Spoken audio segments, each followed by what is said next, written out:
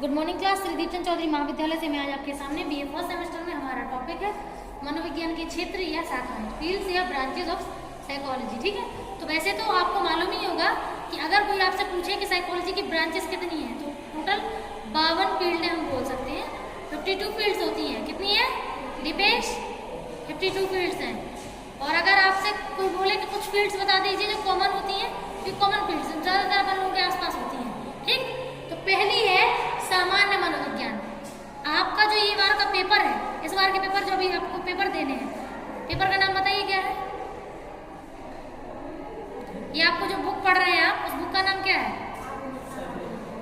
सामान्य मनोविज्ञान, है ना? आधुनिक सामान्य मनोविज्ञान। तो इसका मतलब है आप क्या पढ़ रहे हैं? तो पहली फील्ड तो आप पढ़ ही रहे हैं। सामान्य मनोविज्ञान क्या होता है? नॉर्मल लोगों के बारे में पढ़ना है अपन को। नॉर्मल, जैसे हम लोग किस वातावरण में कैसे व्यवहार करते हैं, कैसे खाते हैं, कैसे हमारा रहन सहन होता है, कैसे बातचीत करते हैं, ये सारी चीजें जो हमारे व्यवहार में होती हैं, डेली की जो एक्टिविटी होती है। जैसे आप लोग छोटी प्रॉब्लम आई तो विचार करोगे, उसे सॉल्व करोगे, बड़ी प्रॉब्लम आएगी तो उसे भी विचार करके सॉल्व करोगे। कोई भी चीज आपको करनी है तो आप सोच विचार कर करते हो। कोई चीजें जैसे मान के चलो जो नॉर्मल लोग जैसे जिंदगी जीते हैं, जैसे अब अगर आपको इसके बारे में कोई बोलेगा सामान्य मनोविज्ञान क्या है, सिंपल सी बात, व्यक्ति का व्यक्तित्व, व्यक्ति के विचार, व्यक्ति की थिंकिंग, व्यक्ति के इमोशन, व्यक्ति का मोटिवेशन, व्यक्ति का चिंतन, व्यक्ति का और क्या बोलते हैं आपको, व्यक्तित्व अपन ने कर लिया है, अधिगम, व्यक्ति की मेमोरी। यही तो पढ़ना है कि एक सामान्य व्यक्ति की मेमोरी बनते कैसे है, भूलते कैसे है। मेमोरी यूनिट पढ़ी है ना? तो ये सारी चीजें क्या है, नॉर्मल लोगों की तो बात हो रही है ना, कि एक नॉर्मल व्यक्ति की मेमोरी कैसे बनती है, कैसे खत्म होती है, मेमोरी के स्टेप क्या होते हैं। अगर मोटिवेशन समझना है तो एक सामान्य व्यक्ति मोटिवेशन लेवल कैसे काम करता है, मोटिवेशन होता क्या है। अगर चिंतन समझना है तो चिंतन होता क्या है, सामान्य व्यक्ति में चिंतन कैसे काम करता है, समस्या समाधान कैसे, तो ये सारी चीजें अपने अंदर है ना। बुद्धि किसके अंदर है, स्मृति किसकी बनती है, सीखता कौन है, किसी काम करने के लिए प्रेरित कौन होता है। तो ये सारे काम आपके अंदर हो रहे हैं, तो आपको ही तो जानना है। यानी कि सामान्य मनोविज्ञान में सामान्य क्रियाएं जो होती हैं, जो व्यक्ति के साथ चलती हैं, उनके बारे में जानकारी की जाती है।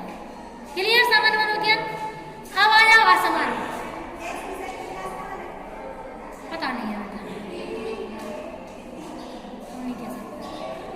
तो सामान्य समझ में आ गई।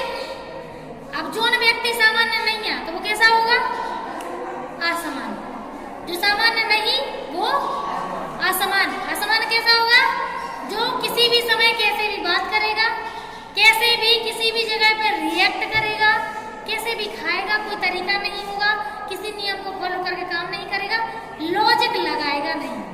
सामान्य व्यक्ति लगाता है ना, जो सामान्य कर पाए वो सामान्य। जो काम सामान्य व्यक्ति की तरह नहीं हो पा रहे तो कैसे हो रहे,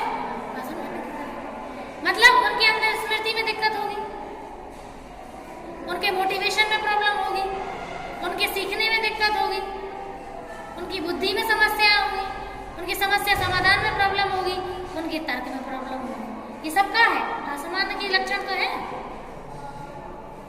तो वो यहाँ से गए हो घर पे, कुछ मानसिक रोगी देखिए रास्ते में, वो जो जैसे वैसे कपड़े पहने रहते हैं, कैसे भी घूम रहे हैं, देखे हैं ना? कभी सोचा है कि वो अपनी जैसे क्यों नहीं है? बताओ। मानसिक रूप से उनके जो सेल्स हैं ब्रेन की, वो सही से काम नहीं कर रहे हैं, इसीलिए वो असामान्य है। हम लोग अगर 1-2 दिन ना नहाए तो तीसरे दिन अंदर से लगने लगता है कि नहा लेना चाहिए, उनको क्यों नहीं लगता है? दीपेश इधर सुन लो, क्यों नहीं करते वो अपने ऐसा काम? क्योंकि उनका दिमागी संतुलन ठीक नहीं होता, उनके सेल्स वैसे काम नहीं करते जैसे हमारे करते हैं। क्लियर? असमान मनोविज्ञान समझ में आए? अब क्या है समाज मनोविज्ञान।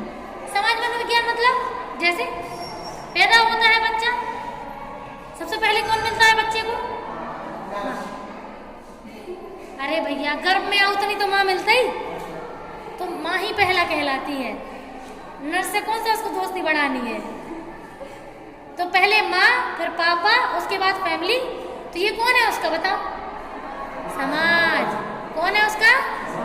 समाज। अब हमें ये बताओ, हमारे भाई बहन, जैसे हम मान लो आज हम जैसे क्लेचर लगा रहे थे, आज हम बता रहे, आज जी की बात बता रहे, तो हम जब क्लेचर लगा रहे थे तो हमें थोड़ा चुभ रहा था, तो हम कह भी नहीं पाए, और उससे हमारी छोटी बहन उससे पहले बोल गई चुभ रहा है तो दूसरा लगा लो। तो ये क्या था पता है? मतलब ये है कि हम फैमिली में जब रहते हैं जिनके साथ, वो हमारी छोटी बड़ी एक्टिविटी को देख के ही 1 मिनट में समझ जाते हैं कि ये इनको कैसा लग रहा है। तो इसका मतलब क्या है कि समाज ने मनोविज्ञान का यूज किया है। समाज ने क्या इस्तेमाल किया? मनोविज्ञान। मतलब उसने आपके व्यवहारों को कई दिनों तक देखा है। जैसे हमारे कभी सर में दर्द होता है ना, तो हमारी छोटी बहन 1 मिनट में, मम्मी हमारी 1 सेकंड में समझ जाती है कि इसको कुछ ना कुछ तो दर्द हो ही रहा है। कैसे समझ जाती है? क्योंकि वो हमारे साथ रहती हैं। तो हम पे वो अपने मनोविज्ञान का क्या करती हैं? इस्तेमाल। क्या करती हैं? इस्तेमाल। समझ रहे हो? तो इसका मतलब है हमारे माइंड को, हमारी साइकोलॉजी को वो रीड कर लेती हैं। मतलब हमारे मनोविज्ञान पे हम, मतलब हमारे समाज में रह रहे हैं, फैमिली के साथ रहते हैं, तो फैमिली क्या होती है? समाज होती है। जब वो हमारे मन को, हमारे मस्तिष्क को पढ़ना शुरू कर देते हैं, इसका मतलब उन्होंने समाज मनोविज्ञान का इस्तेमाल कर लिया है। हमारे मस्तिष्क को पढ़ लिया उन्होंने कि हम क्या महसूस कर रहे हैं। आपने देखा होगा अपने साथ, आप लोग कभी परेशान हो तो आपके घर वालों को, मोस्टली अपनी मम्मी सबसे पहले समझ जाती हैं। कैसे? क्योंकि उनने आपको बचपन से देखा है और आपके चेहरे के हाव भाव को देख के 1 मिनट बता सकती हैं कि आप कैसा महसूस कर रहे हैं। समझ रहे हो? तो हाव भाव कैसे पढ़ती हैं वो? क्योंकि वो समाज, आपके ही समाज में तो रह रही है। तो आपके मनोविज्ञान को, यानी कि आपके चेहरे को पढ़ना उनका काम होता है। अंडरस्टैंड? इसे समाज मनोविज्ञान कहते हैं। जैसे अपन लोग, चलो फैमिली तो अपनी जन्म से रहती है, लेकिन जब अपन दोस्त बनाते हैं, मान लो दोस्त अपन का बना, जैसे हमारी खुद की दोस्त है, जैसे इसी कॉलेज में बनी थी, मान लो वो टीचिंग करती थी और हम भी, तो हम दोनों साथ में केवल 2 महीने टाइम स्पेंड किया। फैमिली के साथ तो हम लोग बहुत समय रह लेते हैं, उनके साथ केवल 2 महीने समय स्पेंड किया, और इतनी अच्छी फ्रेंडशिप होगी जो सोलमेट्स वाली होती है ना, कि एक दूसरे के साथ कुछ भी छुपाने की जरूरत नहीं पड़ती। एक दूसरे से मतलब कोई भी चीज मतलब करने से पहले, मतलब बहुत सारी चीजें जो बॉन्डिंग होती है ना, कि एक दूसरे से मतलब एक तरीके से वो होता है, वो एक सोलमेट वाली बॉन्डिंग होती है ना, कि मतलब पता नहीं क्यों एक ऐसे आत्मा से जुड़ जाते हैं कि ऐसा लगता ही नहीं कि अभी मिले हैं। तो वो बॉन्डिंग उनसे तो इतनी जल्दी क्यों हो जाती दोस्तों से? क्यों? क्योंकि उन्होंने हमारे मस्तिष्क को, हमारे मन को पढ़ा है। भले हम एक दूसरे को अपने दुखों के बारे में ना बताएं, लेकिन फिर भी वो साथ देता है। समझ रहे हो? तो मतलब बिना शिकायत किए साथ देता है, आपके लिए अपने खुद से काम कर देता है, आप कह भी नहीं पाओगे उससे पहले कर देगा। तो वो है, तो वो तो समाज मनोविज्ञान कहलाया ना, क्योंकि उसने आपके चेहरे को, आपके माइंड को पढ़ा है। वो समझ चुका है कि आपको क्या महसूस हो रहा है, और अब इस परिस्थिति में उसको कैसे बिहेव करना है। ठीक? तो खून के रिश्ते हों चाहे फ्रेंडशिप के हों, मन के रिश्ते हों, दोनों में ही समाज मनोविज्ञान अप्लाई होता है। ठीक है? अगला है औद्योगिक। उद्योग क्या होता है ये बताइए? व्हाट इज उद्योग? हाँ, और तुम्हारी बहन के हस्बैंड क्या करते हैं? क्या करते हैं वही तो पूछ रहा है। काय में है? काय की कंपनी है? ठीक। तो ये क्या है? मतलब जो बड़ी बड़ी कंपनियां होती हैं, जैसे अपन लोग ये कपड़ा पहन रहे हैं, कोई भी चीज पहन रहे हैं, तो जो भी चीजें जितनी बन रही हैं वो कहाँ बनती हैं? हाँ, फैक्ट्री वगैरह बनती है ना, उसको क्या बोलते हैं? उद्योग। कारखाना या फैक्ट्री उद्योग करते हैं। उद्योग का मतलब, अब ये बताओ, उद्योग जो बना रहे हैं, सामान जो बन रहा है, मशीनें पूरा सामान बनाती हैं कि इंसानों का भी कोई रोल होता है? मतलब काम इंसान भी करता है, तो वहां पे जरूरत नहीं है मनोविज्ञान की। जैसा कह देंगे कि अगर एक थाली में, पता नहीं कैसे, कि एक डलिया में 5 बर्तन हो तो बजाते हैं वे।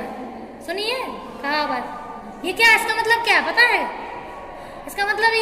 तभी एक दूसरे से अलग होते हैं, एक दूसरे फिट नहीं बैठते हैं। जैसे कटोरी का शेप अलग होता है, गिलास का शेप अलग और लोटे का अलग और थाली का अलग, शेप अलग नहीं है तो एक दूसरे में फिट नहीं होंगे। तो इसका मतलब है औद्योगिक क्या होता है?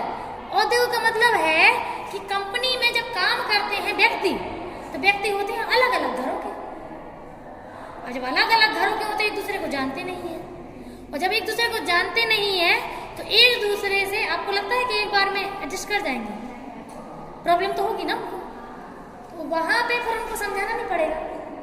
क्या कि अगर उनके बीच के जैसे एक कंपनी में 2-5 लोग तो काम नहीं करत कि बॉस ही उन्हें समझा देवे कि अगर आपको काम करना है तो ढंग से काम, हजारों लाखों लोग काम करते हैं फैक्ट्री में। अब इतने लोगों को ये बताओ बॉस कैसे देख पाएगा? तो किसकी जरूरत पड़ेगी? मनोवैज्ञानिक की। क्या करेगा वो? उनके सेशन लेगा और उनको हर 2 महीने 1 महीने में जो कोई प्रॉब्लम होगी तो उनको सॉल्यूशन करेगा, चाहे पर्सनल लाइफ में प्रॉब्लम हो, चाहे प्रोफेशनल में हो, चाहे वो वर्क एरिया में प्रॉब्लम हो, कौन सी प्रॉब्लम, सब जगह एक काउंसलर होता है बेटा, समझे? एक साइकोलॉजिस्ट हर बड़ी कंपनी में होता है, चाहे प्राइवेट हो चाहे गवर्नमेंट हो, उससे कोई फर्क नहीं पड़ती। क्या कि इंसान है, काम तभी ढंग से करेंगे जब यहाँ से सही होंगे। जैसे बाल्टी में अगर कचरा रखे रहोगे तो वो खुशबू थोड़ी देगी, बदबू ही देगी। ऐसे दिमाग में अगर परेशानियां रहेंगी तो आप काम कर पाओगे क्या ढंग से?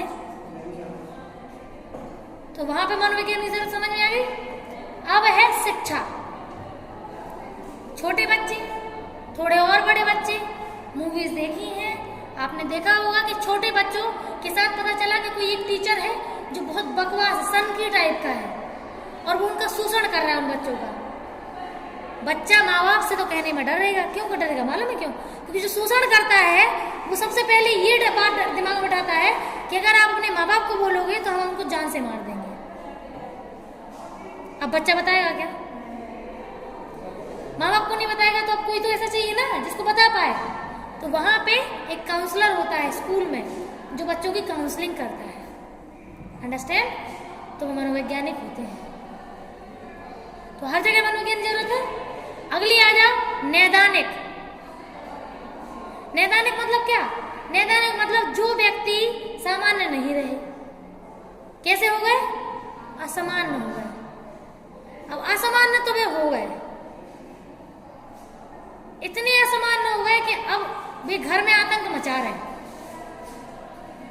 तो किसके पास लेके जाओगे दिखाने? डॉक्टर के पास। किसके पास? तो डॉक्टर क्या करेगा? निदान करेगा। क्लिनिक वर्ड सुना है?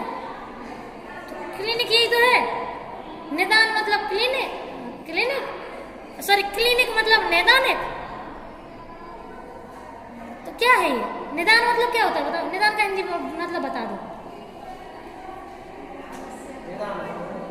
बताओ निदान का मतलब? समाधान, छुटकारा। तो नैदानिक का मतलब है कि प्रॉब्लम समाप्त करने की कोशिश। किनकी? मानसिक रोगियों की, शारीरिक की नहीं बात कर रहे हम। दमा पस्तमा भी क्या बोलते हैं, अस्थमा बीपी के लोगों की बात नहीं कर रहे हम बात किसकी कर रहे हैं? जो मानसिक रोगी है।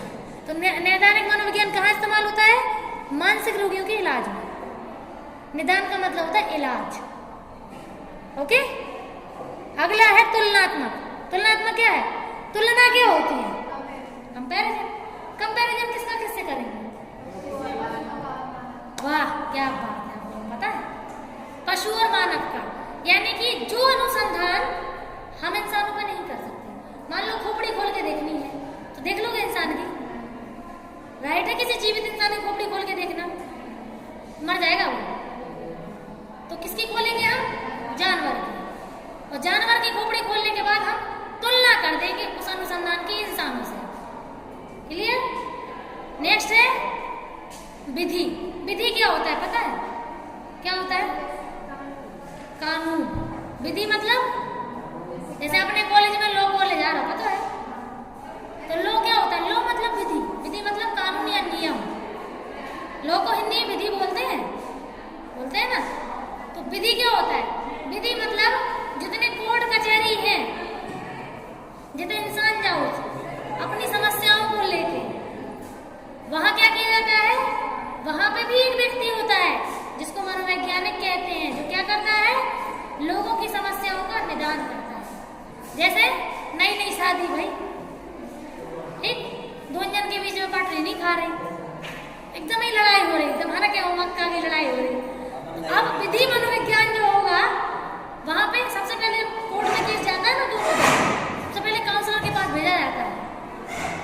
काउंसलर आपकी पूरी बात सुनता है और आपको समझाने की कोशिश करता है। आप ऐसा नहीं करिए, समझ गए तो ठीक, और नहीं समझे तो फिर बस तारीख पे तारीख और तारीख पे तारीख, है ना। फिर या तो तुम्हारे अलग ही हो जाओ या समझे ही हो जाओ। तो विधि मनोविज्ञान समझ में आ गई। केवल ये नहीं, बाकी बड़े बड़े जो मानसिक रोगी होते हैं ना, जैसे एकदम क्रिमिनल माइंड में चाकू घोप घोप के मारा देंगे, उनकी भी काउंसलिंग की जाती है, उनको भी समझाने की कोशिश की जाती है कि आप इस काम को छोड़ दीजिए। तो काउंसलिंग सबकी होती थी टोटल, ठीक। अगला है सैन्य मनोविज्ञान। सैन्य मतलब सेना में। सेना में आपको पता होगा कि मिलिट्री में लोग जब लड़ने जाते हैं, युद्ध करते हैं, तो कितने लोगों की जान ले लेते हैं। अब यहाँ तो मशीन हुई कि उनके इमोशन नहीं है, उन्हें मारो, उन्हें दुख नहीं हुई है। भले ही दूसरी कंट्री का पर्सन है, मारने के बाद दुख तो होता ही है, बुरा लगता है अंदर से, यहाँ दिल बैठ जाता है। तो इसका मतलब है कि उनको भी काउंसलिंग की जरूरत है, उनको ठीक करने के लिए। नेक्स्ट है व्यवहारिक। व्यवहारिक का मतलब सिंपल सा है, डेली लाइफ में लोगों के जीवन में जो भी प्रॉब्लम आती है उनको सॉल्व करना। नेक्स्ट है बाल मनोविज्ञान। तो बाल मनोविज्ञान मतलब बच्चों की साइकोलॉजी को समझना। जैसे घर में बच्चे हैं, उनको क्या चीज सही लग रही, क्या नहीं लग रही, किस चीज को लेकर के प्रॉब्लम में है, क्या नहीं, ये सबको समझना आपका काम है, तो बाल मनोविज्ञान कहलाता है। अगला है किशोर। किशोर मतलब आप लोग की एज, जो आप लोग जिस एज में चल रहे हैं, बस खत्म ही होने वाली है। तो किशोरावस्था कौन सी एज होती है जिसमें आप लोगों की एज में बहुत सारे मेजर चेंजेस होते हैं, आप लोगों ने शायद एक्सपीरियंस भी करे, सभी करते हैं, ठीक। इस उम्र में जब आपको समझाने की और समझने की जरूरत पड़ती है, तो किशोर मनोविज्ञान की आवश्यकता पड़ती है। आपने देखा होगा आपके बड़े भाई बहन आपको समझाते होंगे, है ना, माँ बाप समझाते होंगे बेटा ये काम नहीं करना है, तो क्या समझाते हैं, ताकि क्योंकि आपकी किशोरावस्था है, और इस अवस्था में आप कोई भी बड़ा डिसीजन ले सकते हैं बिना सोचे, ठीक, बुद्धि घर धरते तो फिर सोचा देंगे। अगला है किसी ने नहीं समझा है, तो वो अलग अलग फैमिली बैकग्राउंड होता है, मोस्टली समझाते हैं लोग। हाँ, अगला है जनन मनोविज्ञान। जनन मतलब जेनेटिक। जेनेटिक क्या होता है, आनुवंशिक। इसको अगर बगल में लिखना तो आनुवंशिक लिख लो। आनुवंशिक क्या, जो आपके माता पिता से आपको मिला वो मिल चुका, अब उसमें कोई चेंजेस नहीं हो सकते हैं, तो उसमें अब आपको उसको समझना है कि आप किस प्रकार के व्यक्ति हैं। अगला है पर्यावरणीय। अब जीन्स तो मिल गई, पर्यावरण भी तो सिखाता है ना भैया, तो पर्यावरण से जो आप सीखेंगे वो पर्यावरणीय मनोविज्ञान आता है। अगला है दैहिक। दैहिक मतलब शरीर, यानी कि आपको जीन से आपको मटेरियल मिल गया, मान लो आपके ब्रेन में कोई पार्ट डैमेज हो तो वो काय में आएगा, दैहिक में आएगा। वो काय में आएगा, मान लो आपको कोई ग्लैंड ढंग से हार्मोन्स रिलीज नहीं कर रही तो वो काय में आएगा, दैहिक में। मतलब अब आपके शरीर की बात चल रही है, तो शरीर आता है दैहिक में। नेक्स्ट है विकासात्मक। तो विकासात्मक मतलब बच्चा पैदा हुआ है तो ग्रोथ तो करेगा, तो उसकी हर ग्रोथ को समझना है, किस उम्र में कितना शारीरिक विकास और कितना मानसिक विकास, ठीक। अगला है पशु। पशु मनोविज्ञान मतलब ऐसे स्टडी करने का, उन्हीं से तो फिर अपन लोग अपने ऊपर रिसर्चेस देख पाते हैं। वो कुछ बिहेवियर जैसे मान के चलो लर्निंग है, तो लर्निंग में सब एनिमल पड़े हुए हैं, कौन ने कुत्ता पे करो, कौन ने बिल्ली पे, कौन ने चूहा पे, कौन ने कबूतर पे, सबने अलग अलग जानवरों पे किया है। क्यों? क्योंकि वो चीजें जो साइकोलॉजिकली उनकी चीजें हैं वो हमारे अंदर भी है। अगला है व्यक्तित्व। व्यक्तित्व मतलब हर व्यक्ति का अपना व्यक्तित्व होता है, तो ये जानना है कि कौन से व्यक्तित्व का कैसा व्यक्तित्व होता है। नेक्स्ट है संज्ञानात्मक। संज्ञानात्मक का मतलब वो जहां पर भावनाओं की बात ना की जाए, पूर्ण तर्क के आधार पर लिया गया निर्णय संज्ञान में कहलाता है। सोचना, समझना, विचार करना, तर्क लगाना, वितर्क करना, निर्णय लेना और बिना इमोशन को प्रयोग किए फुल बुद्धि का और लॉजिक का यूज करके वो संज्ञान कहलाता है। संज्ञान का मतलब सही ज्ञान, और सही ज्ञान इमोशन में कभी नहीं होता है। कभी आप लोगों की लड़ाई हुई है घर में बहन भाइयों के बीच में, एक दूसरे को कितना गंदा बोल देते हैं, लड़ाई में बोल देते हैं ना, बिना सोचे समझे। अब सोचो अगर संज्ञान यूज कर रहे होते, इमोशनल नहीं होते, तो आप इतना बोल सकते थे? इसका मतलब है इमोशन में, कहते ना एक मयान में दो तलवारें नहीं रह सकती। जैसे जब संज्ञान हो तो इमोशन नहीं होती, और जब इमोशन हो तो संज्ञान नहीं हो सकता। सही बात है। ठीक, अगला है परामर्श। परामर्श हम आपको बता ही चुके हैं। जितने भी डॉक्टर्स आपको काउंसलिंग करते हैं आपकी प्रॉब्लम को ठीक करने के लिए, वो परामर्श कहलाते हैं, यानी कि काउंसलर, इनको काउंसलर बोलते हैं। ये परामर्श मतलब काउंसलर ही है। ठीक, चलिए।